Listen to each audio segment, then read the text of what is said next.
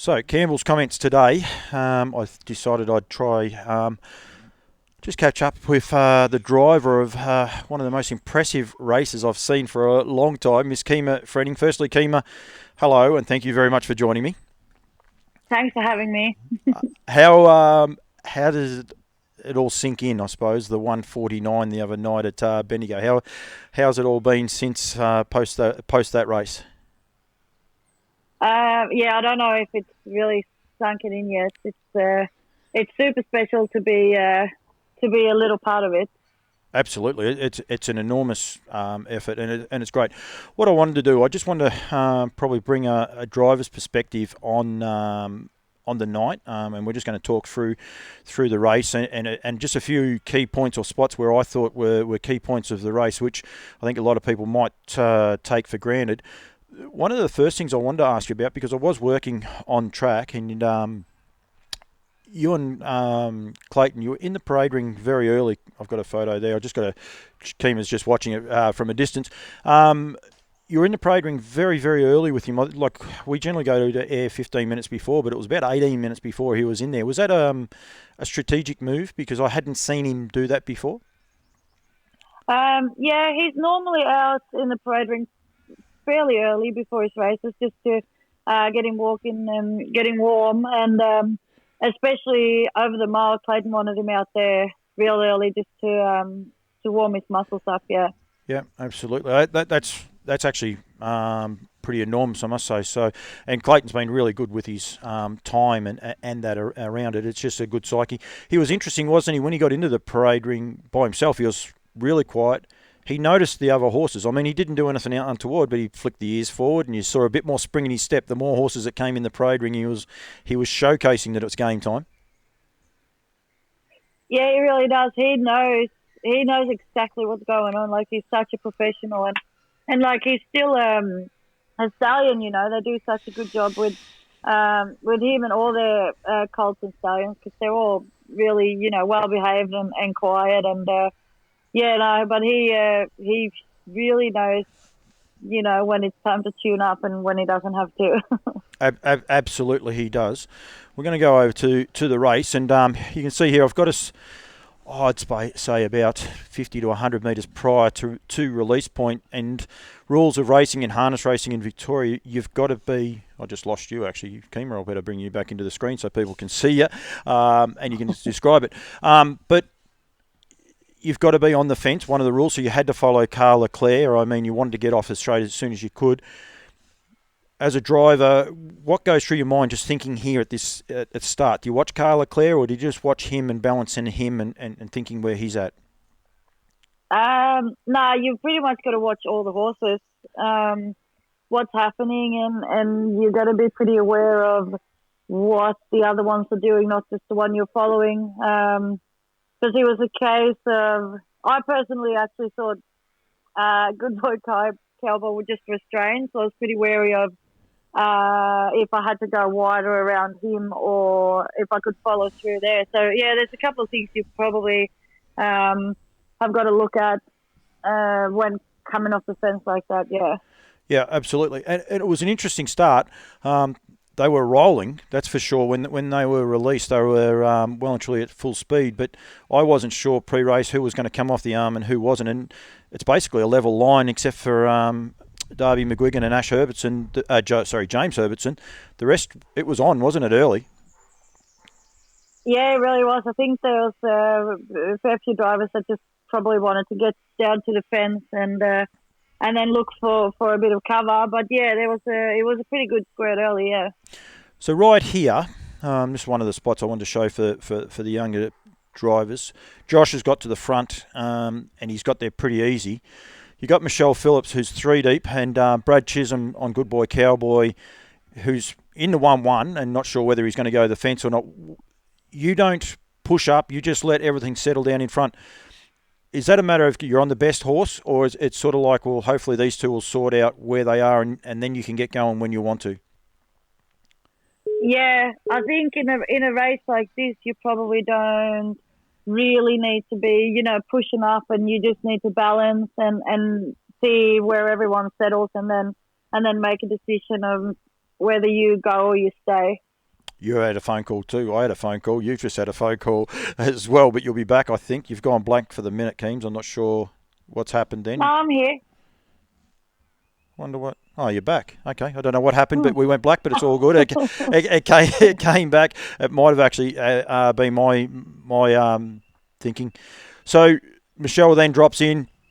Oh, Brad drops in, and Michelle takes the opportunity to drop into the 1-1. And you're sitting there, he's quite comfortable, but Josh was going to potentially walk at that stage if he didn't get moving. Is that fair enough? Um, yeah, I'm not sure. I just think because we were still running at this point, and I was probably, I had a fair indication that Josh was gonna, from the winning post and onwards, keep a pretty genuine tempo. So I thought I'm better off being up there with him than having to chase him down doing that.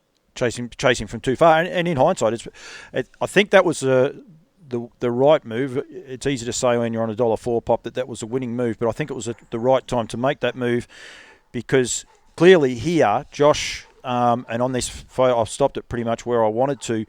He doesn't like you being any closer than his wheel. Like this next 400 metres, Josh is quite happy to keep you at his wheel and make you really chase, hasn't he? It's like he's trying to find out, like everyone, how good is ride high.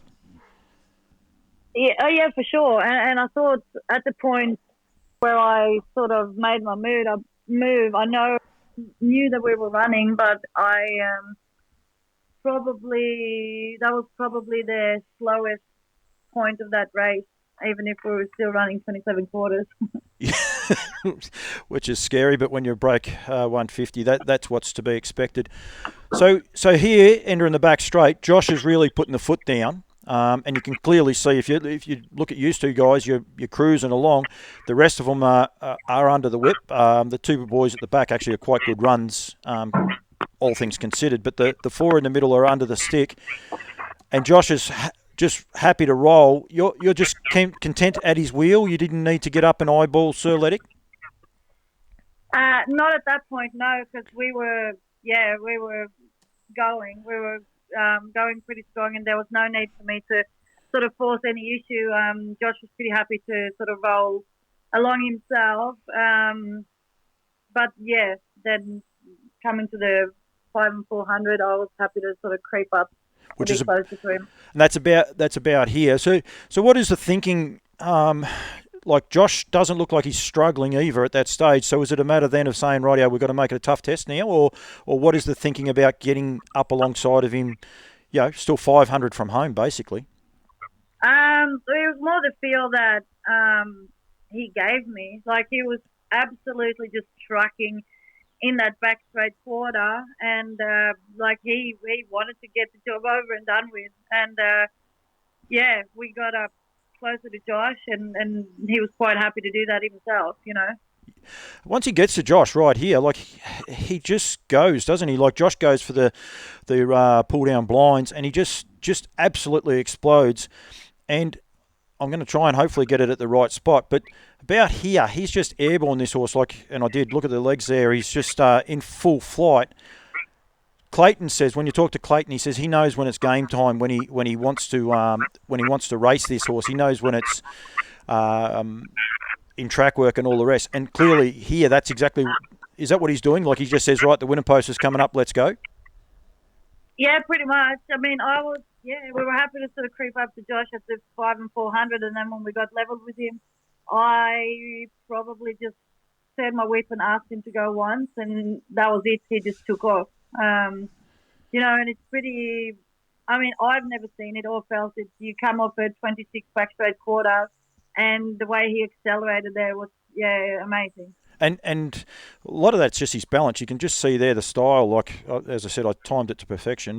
Anyone think I'm good at this, but I can tell you that was sheer backside in that one. But it is just his balance. The next part that I want to roll to, I want to know how it felt as it was going, because standing there, everyone went quiet. There wasn't a huge crowd. I mean, we're in COVID-19 restrictions, if people are watching this later on, and there wasn't a huge crowd. But it was like standing in the crowd, standing with the people. Everyone was in awe. I'm just curious as to what it felt like from your point of view. What, like just here where he just lets Um, down. no, it was amazing. I mean, the coolest sort of part for me was when I turned my whip and asked him, can we, do you want to go now? And he just accelerated. That was an amazing feeling. And then obviously coming down the straight, looking over my shoulder, seeing that there was nothing that was even close to us, and then looking at the board, seeing what times he'd just run. It's just I don't know if I've seen a horse do it. And definitely not that easy. Look, he still has his plugs in. He's just coasting to the line. And you're so casual on him, but he definitely looks like he could go another lap. I mean, there's all this talk about who's the best and who's not, and the likes going forward. But I just think people, I don't worry about the match race. I just think people should be able to enjoy what this actually was. I just reckon it was breathtaking the other night, and I was just, like I said, I just try to explain to people what it feels like for a driver in amongst that, and especially a driver that's come as long way as what you have, Kima, in a very short time. Yeah, it's amazing. I mean, I just keep pinching myself, and obviously, I can't say it enough. All credit has to go to Emma and Clayton and the team. They do an amazing job with him, and like it's hard to believe he's only having his 15th race start, and this is sort of what he goes out and does, and yeah, like you said, there's plenty more in the tank. Absolutely. I think it's great to watch. We just got a pandemic warning. We're well and truly aware there's a pandemic on, that's for sure. So, Kelly Partners, one of my great sponsors, and I know they look after you because I was talking to Paul Dobson earlier on today. Anyone that is having issues with this COVID-19, don't be scared to get in touch with Paul Dobson and Dylan Barry on 9629 6744. I'm not getting paid for what I'm doing here today. It's just something I just wanted to bring it to the people and just try and explain to people. I don't know the elation, but also what goes through your thought process when you're driving him. I did a post race interview, but you want to get back to Emma, Clayton, Sam. It is a big team effort. The whole ride high effort, isn't it? Oh, it really truly is. I mean, he was a really good young horse, and then to overcome his injuries and throat issues, and to become what he is today is they've just done such a good job with him. Absolutely.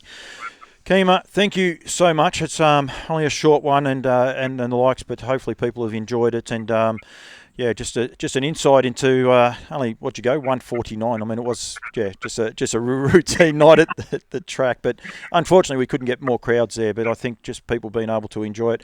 Did you go out to break the record? Just quickly, did you actually go out to break the record, or is it just more win the race and if it happens, it happens? Yeah, we'll just win the race, and if it happens, it happens. It's just I personally don't think there's any sort of point to go out to break records at this point. Just keep him happy, keep him winning, and just look after him. Would be the main aim, I'd say. I totally agree. Kima, thank you so much for giving me 10 minutes of your time. It's actually 13 and I could talk forever, you know that. But well done on the other night, and well done to Emma and Clayton as well. I haven't got them on this, and it's a whole team effort behind the scenes. But well done.